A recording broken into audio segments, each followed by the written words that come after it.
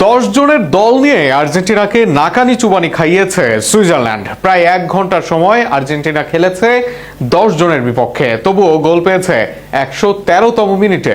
Argentina ও সুইজারল্যান্ডের নাটকীয় match নিয়ে থাকছে প্রতিবেদন। বিশ্বকাপের কোয়ার্টার ফাইনালে আর্জেন্টিনা ও সুইজারল্যান্ডের লড়াই জমে উঠেছিল চরম নাটকীয়তায়। প্রথমার্ধে অ্যালেক্সিস ম্যাকালিস্টারের গোলে এগিয়েছিল বর্তমান বিশ্ব চ্যাম্পিয়নরা, তবে দ্বিতীয়ার্ধে ডান এন্ড্রয়ের গোলে সমতায় ফিরে সুইজারল্যান্ড। ম্যাচ যখন নতুন করে উত্তেজনার চূড়ায়, ঠিক তখনই লাল কার্ডের ঘটনায় পাল্টে যায় পুরো সমীকরণ।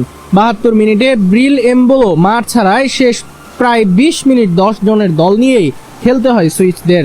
কনসাস সিটির ম্যাচে প্রথমার্ধে সুযোগ কাজে লাগিয়ে এগিয়ে যায় আর্জেন্টিনা। লিওনেল মেসির নিখুঁত কর্নার থেকে দুর্দান্ত হেডে জালের দেখা পান অ্যালেক্সিস ম্যাকালিস্টার। গোলের পর সুইজারল্যান্ড বলের দখল ধরে রাখলেও সংগঠিত রক্ষণ ও দ্রুত পাল্টা আক্রমণে প্রতিপক্ষকে চাপে রাখে লিওনেল স্কালোনির দল।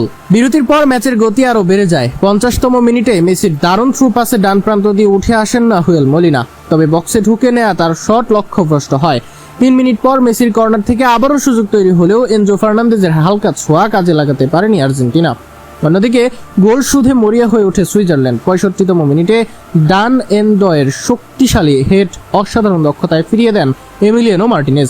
1 মিনিট পর আবার 30 গজ দূর থেকে গ্রানিট জাকার জোরালো শট নিরাপদে সামলে নেন আর্জেন্টাইন গোলরক্ষক। তবে ক্রমাগত চাপের ফল পেয়ে যায় সুইসরা। 67 মিনিটে রিকার্ডো রদ্রিগেজের সঙ্গে দৃষ্টিনন্দন 1-to-1 পাসে আদান প্রদানের পর ডিবক্সের ঢুকে পড়েন ডান এন্ডয়ে।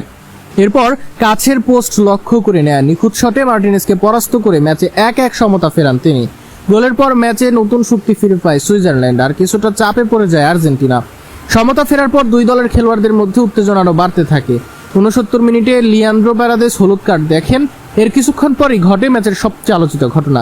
প্যারাদেসের সঙ্গে সংঘর্ষে রেফারির প্রথম সিদ্ধান্ত দিলেও ভিডিও সহকারে রেফারির পরামর্শে পুনরায় ঘটনাটি পর্যবেক্ষণ করেন। ভিডিও রিপ্লে বিশ্লেষণের পর রেফারি সিদ্ধান্ত বদলে ব্রিল এমবোলোকে অভিনয়ের দায়ে দ্বিতীয় হলুদ কার্ড দেখান। ফলে 72তম মিনিটে লাল কার্ড দেখে মাঠ ছাড়তে বাধ্য হন সুইস ফরওয়ার্ড। তবে 10 জনের দল নিয়েই খেলা করায় অতিরিক্ত সময়ে, সেই অতিরিক্ত সময়েরও একদম শেষ পর্যায় পর্যন্ত ডিফেন্ড করে সুইসরা, কিন্তু খেলা টাই ব্রেকারে গড়ানোর 3 মিনিট আগে দুর্দান্ত এক গোল করে আলভারেজ, আর তাতেই জয় নিয়ে সেমিফাইনালে পৌঁছালো স্কালোনির দল।